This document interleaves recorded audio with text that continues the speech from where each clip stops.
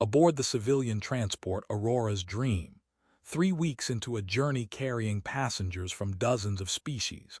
The ship's lounge had become an informal social space where travelers passed time. Among the passengers was Marcus Chen, a human systems analyst whose friendly personality had made him popular among the diverse contingent. Also traveling was Lyra Moonwhisper, a Veyran scholar whose species was known for elegant aesthetics, heightened emotional perception, and cultural traditions that treated interpersonal bonds with profound seriousness. Marcus and Lyra had developed easy friendship over the first 2 weeks, conversations expanding from ship amenities to discussions about their respective cultures, shared meals, comfortable companionship without pressure or agenda. Other passengers had noticed their friendship, and the joking speculation had started the way it does when humans see two people spending significant time together. One evening in the lounge, a group of human passengers engaged in light-hearted teasing. Someone asked Marcus about his friendship with Lyra and whether there was something more developing. Marcus laughed it off with casual humor humans use to deflect uncomfortable questions. She's amazing, brilliant, kind, great sense of humor despite translation barriers. Honestly, if she proposed to me, I'd probably say yes. It was meant as an exaggerated compliment. Hyperbolic statement humans make to indicate high regard while deflecting from serious romantic speculation. The comment got laughs from his companions, and Marcus thought nothing more of it. What Marcus didn't realize was that Lyra was sitting within earshot, her Veyran hearing acute enough to pick up conversations across the lounge. And what he didn't understand was that Veyran culture treated marriage proposals with profound seriousness. They didn't have customs of exaggerated compliments or hyperbolic statements about commitment. Lyra heard Marcus's comment and processed it with the gravity her culture assigned to such statements. For 2 weeks, she'd been developing feelings for this human whose genuine kindness had touched her unexpectedly. Lyra stood and approached where Marcus was sitting with his friends, her movement graceful and deliberate, drawing attention across the lounge. Marcus noticed her approaching and smiled in greeting, assuming she was coming to join their conversation. But Lyra didn't sit. She stopped beside Marcus, and her voice carried across the now-quiet lounge as she spoke with formal gravity Veyran customs demanded. "Marcus Chen, you said you would say yes if I proposed to you. I heard your words and I hold you to them. By the customs of my people, I formally propose bond partnership. Will you accept?" The lounge went completely silent. Marcus's brain short-circuited trying to process what just happened, his casual joke somehow becoming a formal proposal in front of 50 passengers, all now watching to see how he responded. His first instinct was to explain that he was joking, that the comment wasn't meant as serious declaration, that this was massive misunderstanding based on cultural differences.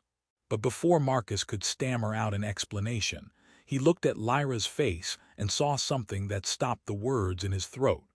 She wasn't performing for the audience, not making a political statement or following some script. Her expression carried vulnerability he'd never seen from her, hope mixed with fear, courage fighting against possibility of rejection. She heard his words and believed them, and she was putting herself out there with the kind of bravery that made his planned explanation about just joking feel cruel rather than honest. Marcus realized in that frozen moment that he actually meant what he said, even if he didn't consciously realize it when the words came out. The past 2 weeks with Lyra had been the highlight of this journey, her intelligence challenging his thinking, her kindness making him want to be better, her humor working despite translation difficulties. He'd developed genuine feelings he'd been carefully not examining, because cross-species relationships seemed too complicated, because he assumed she saw him as just a friendly human, because letting himself hope seemed like setting up for disappointment. But she heard his careless words and took them seriously, and she was standing here offering herself with vulnerable honesty he didn't know he was hoping for. Instead of explaining the joke, Marcus stood and spoke with sincerity that surprised him. When I said I'd say yes, I didn't realize I was speaking a truth I hadn't admitted to myself yet.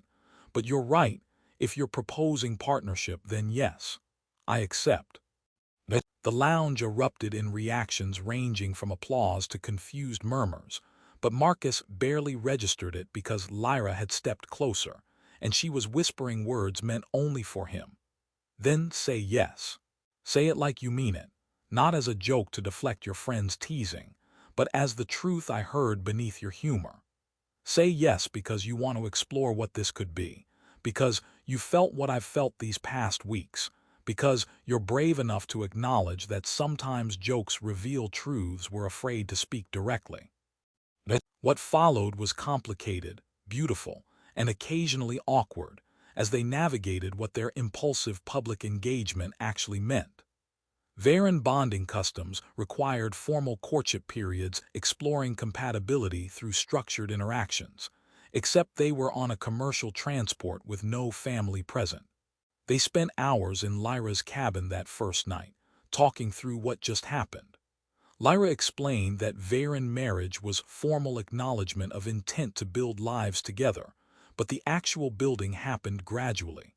She heard his joke and recognized in it the same feelings she'd been holding back. Marcus confessed that he'd been carefully not acknowledging his growing feelings because he assumed she saw him as just a friendly travel companion, that cross-species complications seemed too daunting. They agreed to treat the remaining week as their formal courtship period, learning about each other's cultures and expectations, figuring out if this impulsive engagement based on a joke that wasn't really a joke could become something real. The courtship involved both beautiful moments and challenging realizations. Lyra shared Veyran customs around emotional honesty. Her people valued directness humans often found uncomfortable. Marcus explained human approaches emphasizing gradual revelation, concepts that seemed bizarre to Veyran thinking where hiding feelings was considered dishonest. They discovered compatibility in unexpected places. Both valued intellectual challenge. Both appreciated humor despite translation difficulties. Both were willing to learn rather than demanding conformity. They also discovered areas requiring navigation. Veyran life expectancies were significantly longer than human. Their respective careers were taking them to different stations. Their families had reactions ranging from supportive to deeply concerned. As the journey neared its end, they faced the practical question of what happens when they reached their destination. Marcus's contract was for a different facility than where Lyra was heading. The resolution came through honest conversation about priorities. Marcus contacted his future employer and explained the situation, finding they had positions available at the station where Lyra was heading, with even better compensation. Lyra discussed with her fellowship coordinators and discovered she could structure her research to include collaborative work with the firm that just hired Marcus. They disembarked at their shared destination station, officially engaged in Veyran customs, and committed to figuring out the human equivalent as they went. Lyra spoke a final truth as they walked together through the arrival terminal. You joked that you'd say yes if I proposed, thinking you were making an exaggerated compliment your friends would understand as humor.